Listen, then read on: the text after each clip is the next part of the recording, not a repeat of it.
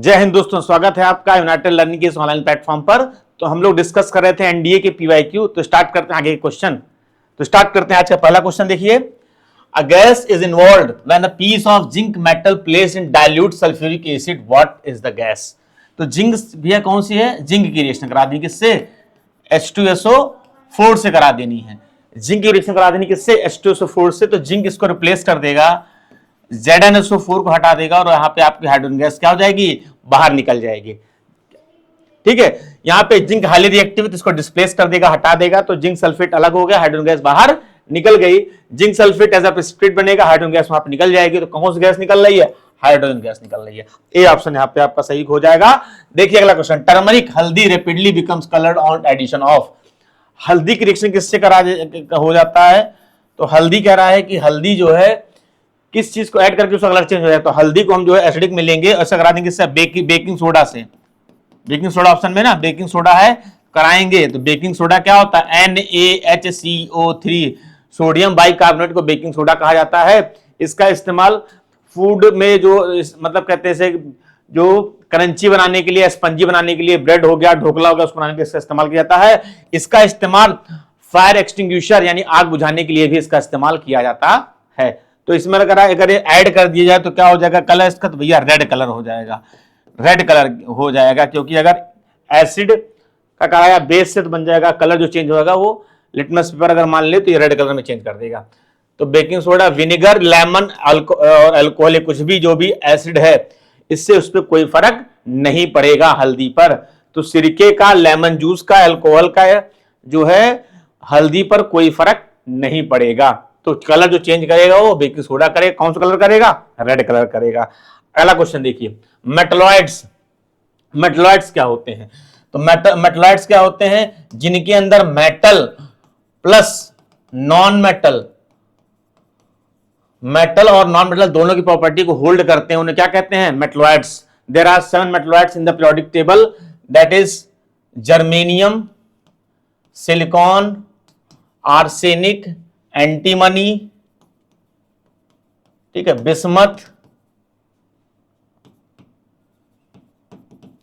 तो हो गया जर्मेनियम हो गया, सिलिकॉन हो गया, आर्सेनिक हो गया, एंटीमनी हो गया, बिस्मथ हो गया, टेल्यूरियम और पोलोनियम। तो 1 2 3 4 5 6 7 ये 7 मेटलॉइड्स पीरियोडिक टेबल में टोटल 7 मेटलॉइड्स हैं जो मेटल और नॉन मेटल दोनों की प्रॉपर्टी को होल्ड करते हैं। जनरली ये पी ब्लॉक में आते हैं, आपके किस ब्लॉक में आते हैं, पी ब्लॉक में आते हैं। Germanium, silicon, arsenic, antimony, bismuth, tellurium and polonium आपके 7 मेटलॉइड है पीरियोडिक टेबल में।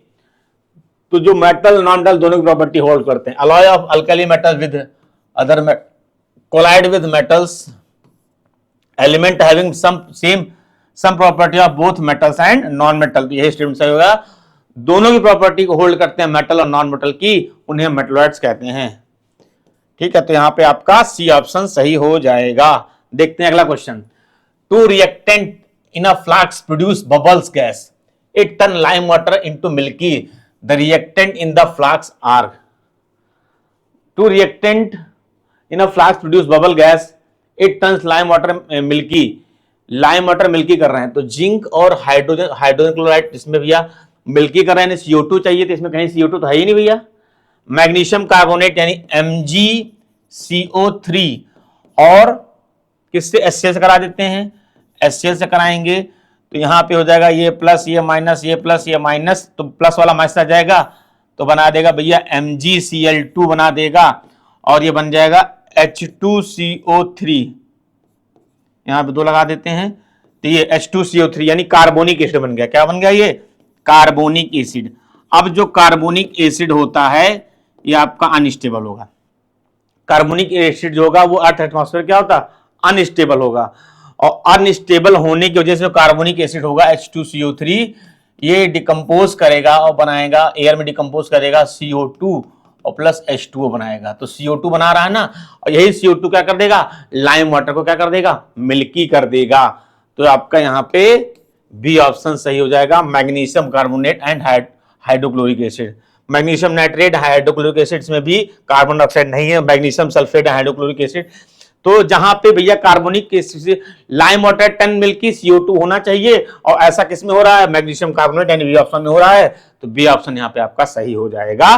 कारण क्या है मैंने यहाँ पे आपको बता दिया है, कार्बोनिक एसिड आपका ट्रोपोस्फेयर जो होगा उस पर वो अनस्टेबल होगा एटमॉस्फेयर पे, और जिस वजह से वो डिकम्पोज करेगा, डिकम्पोज करने के बाद में CO2 बनेगा, और जो CO2 बनेगा आपका वही लाइम वाटर मिल्की कर देगा। अगला question, the number of valence electron in the O-2 ion, valence electron पर O-2 पर, तो ऑक्सीजन पे भैया जो होता है 8, इसका टर्न नंबर होता है, इसको करोगे EC करोगे इलेक्ट्रॉनिक तो 2,6 आएगा, 2,6 वाला करोगे तो 1:2 वाला कौन सा 1:2 2:2 2p, 10th तक वाले 9 10th वाले जो है ये वाला याद रखते हैं EC, जो 2 6 8 ये सब, और 11 12 में जब आते हैं तो 1:2 2p, 2 2 4 2p4, तो 2 2 4 और 4 8, ये 2p4 ये बन के आ जाएगा। ठीक है, तो आउटर मोस्ट पे देखिए क्या है आपका, कितने इलेक्ट्रॉन आ रहे हैं, 4 2 6, कितने आ रहे हैं, 6 आ रहे हैं। तो कह रहा है ऑक्सीजन -2 पे कितने इलेक्ट्रॉन होंगे, तो देखिए भाई, तो अब वैलेंस पे 6 आ रहे हैं, यहाँ पे -2, जो -2 हो जाएगा क्या, +2 हो जाएगा, तो कितना आ जाएगा 8 इलेक्ट्रॉन, 8 यानी कि सी ऑप्शन यहाँ पे आपका सही हो जाएगा। जो वैलेंसी होती है वो उतना ऐड हो जाएंगे। आउटर मोस्ट निकल के आ रहा है कितना, बाहर वाली कक्षा पे कितने इलेक्ट्रॉन, 6 इलेक्ट्रॉन, और यहाँ पे लगा -2 हो जाएगा +2, माइनस चार्ज है तो प्लस हो जाएगा, और प्लस है तो माइनस था तो प्लस हो गया, अगर यहाँ पे प्लस होता तो माइनस हो जाता। तो कितने इलेक्ट्रॉन आ गए, 8, तो वैलेंस इलेक्ट्रॉन कितने हो गए इस पे, 8 हो जाएंगे, सी ऑप्शन यहाँ पे आपका सही हो जाएगा। अगला question, within an animal cell the most abundant inorganic constituent of protoplasm। देखो ये बायो का क्वेश्चन भी हो सकता है और केमिस्ट्री का भी क्वेश्चन हो सकता है। तो मोस्ट अबेंडेंट, क्योंकि एलिमेंट की बात कर लेगा, अगर वैसे तो मेरे पूछोगे तो मोस्ट इनऑर्गेनिक कंस्टिट्यूएंट पूछ रहा है, तो बायो का भी क्वेश्चन बन सकता है और ये केमिस्ट्री का बन सकता है, कोई दिक्कत नहीं है। तो सोडियम एंड पोटेशियम सॉल्ट होता है, वाटर होता है, आयरन होता है, तो जो आपका ये प्रोटोप्लाज्म होता है, प्रोटोप्लाज्म के अंदर जो होता है न्यूक्लियस पाया जाता है, माइटोकॉन्ड्रिया पाया जाता है, सेल, जितने सेल ऑर्गेनलीज होते हैं वो सब पाए जाते हैं। तो उसमें सबसे ज्यादा जो होता है वाटर होता है, वाटर कंटेंट होता है कितना, 80% पानी होता है। तो प्रोटोप्लाज्म के अंदर आपका न्यूक्लियस है, माइटोकॉन्ड्रिया होता है, सेल ऑर्गेनलीज होते हैं, सारी चीजें पाई जाती हैं, और उसमें जो मेन जो कंस्टिट्यूएंट होता है वो आपका किसका होता है, वाटर का होता है। तो बी ऑप्शन यहाँ पे आपका सही हो जाएगा। देखते हैं अगला question, Which one of the following is the correct electronic configuration of the chlorine? Chlorine का करेक्ट इलेक्ट्रॉनिक कॉन्फ़िगरेशन क्या होगा, तो क्लोरीन का जो एटॉमिक नंबर होता है 17, 2,8,7 2,8,7, एक तो ये हो गया। अगर इस तरह से दे सकते हैं 1:2 2:2 2p6 3:3p, तो होगा 2 2 4 6 10 2 12 और 5 17 3p5। ठीक है, तो आउटर मोस्ट कितने यार, s 2s 5 2 7, तो कितने यार 287 पूछ, इलेक्ट्रॉनिक कॉन्फिगरेशन पूछ रहा है 287।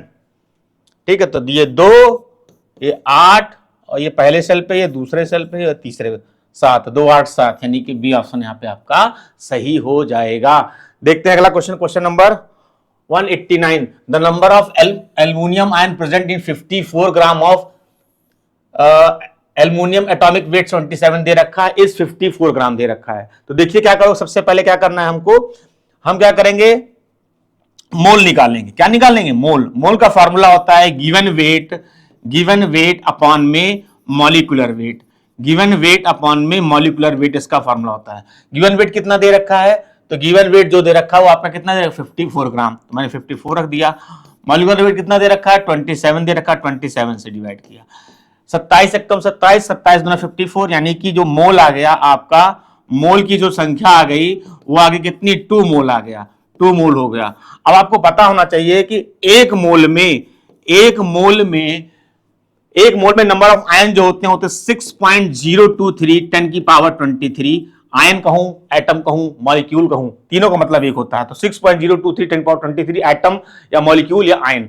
अब पूछ रहा है 2 मोल में कितने होंगे, तो भैया कुछ नहीं करना, 2 से मल्टीप्लाई कर दो, 2 इंटू 6.023 इंटू 10 की पावर 23 मल्टीप्लाई करेंगे, ये हो जाएगा आपका, देखिए ध्यान से, 2 3 जा, यहाँ पे आया 6, 2 2 जा 4 0, या आपका 2 6 जा 12, ये आ गया।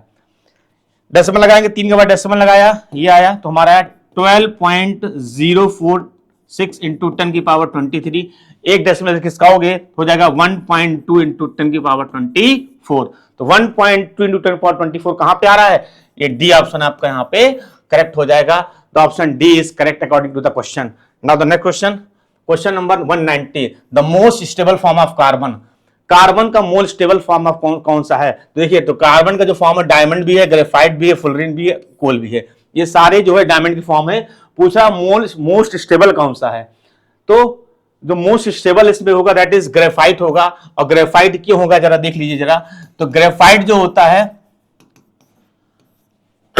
इसमें जो होता है वो एक इलेक्ट्रॉन जो इसका होता है, एक जो इलेक्ट्रॉन होता है वो आपका नॉट फिक्स नहीं होता, नॉट फिक्स नहीं होता है, या इसको हम बोलते हैं नॉट, इसको हम कह सकते हैं कि ये जो है डिसलोकलाइज्ड होता है, यानी कि इसका जगह फिक्स नहीं होती है। जिस वजह से क्या होता है, ये अदर क्या करेगा, इलेक्ट्रॉन को क्या करता है, अट्रैक्ट करता है, अट्रैक्ट करेगा, और अट्रैक्ट करने से करके क्या बनाएगा, स्ट्रॉन्ग बॉन्ड बनाएगा। क्या बनाएगा? स्ट्रॉन्ग बॉन्ड, अट्रैक्ट करके स्ट्रॉन्ग बॉन्ड बनाएगा। और जब सीधी सी बात है स्ट्रॉन्ग बॉन्ड बनाएगा तो इसकी स्टेबिलिटी क्या होगी, ज्यादा होगी। इसकी स्टेबिलिटी क्या होगी, ज्यादा होगी। तो जब स्ट्रॉन्ग बॉन्ड, अट्रैक्टिंग पावर ज्यादा होगी, एक इलेक्ट्रॉन फ्री है, अट्रैक्टिंग पावर ज्यादा होगी, जिससे स्ट्रॉन्ग बॉन्ड बनाएगा, और जब बॉन्ड स्ट्रॉन्ग होंगे तो स्टेबिलिटी ज्यादा होगी।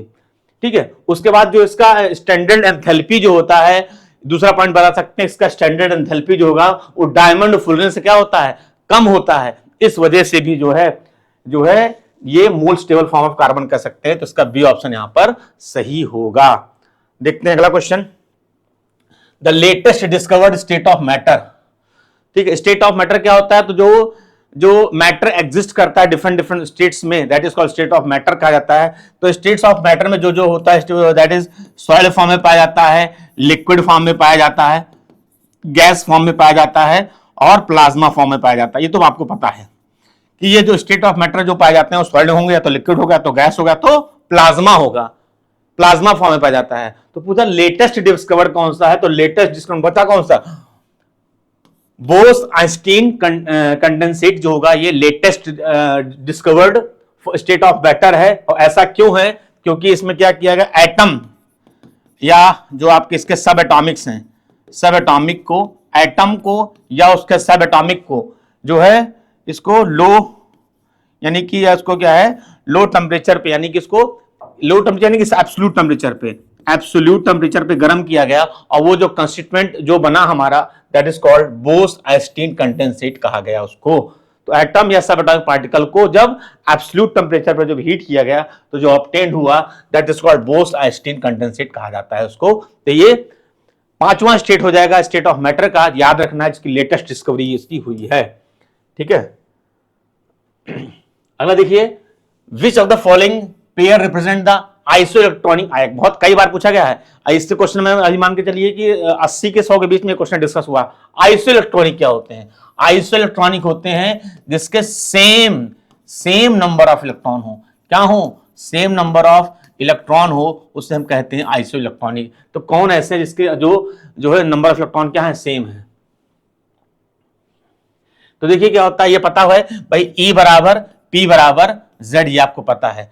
इलेक्ट्रॉन बराबर प्रोटॉन में एटॉमिक नंबर पता है। तो देखिए पहले सोडियम का 11, तो सोडियम का होता है भैया, सोडियम का होता है कितना, 11, और यहाँ +1 दिखा रहा है, तो +1 दिखा है तो -1 हो जाएगा, तो 11 - 1 कितना आ गया, 10।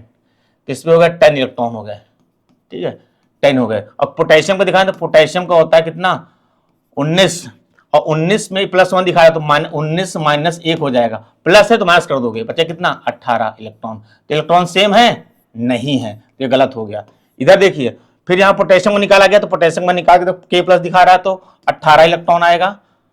ठीक है, और मैग्नीशियम का Mg+2, मैग्नीशियम दिखा रहा है तो मैग्नीशियम को होता है 12, और 12 - 2 कितना हो जाएगा, 10।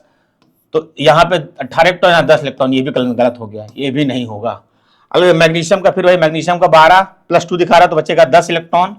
तीसरे का निकाल रहा हूँ, तीसरे का सॉल्व कर रहा हूँ। और कैल्शियम का होता है 20 - 2 कितना हो जाएगा, 18 इलेक्ट्रॉन, एक 10 एक 18, ये भी गलत हो जाएगा, ऐसा पॉसिबल नहीं। कैल्शियम का देखिए, यहाँ पे कैल्शियम का होता है 20, तो कैल्शियम का होता है 20, और 20 - 2 कितना आ जाएगा आपका, 18 इलेक्ट्रॉन आएंगे।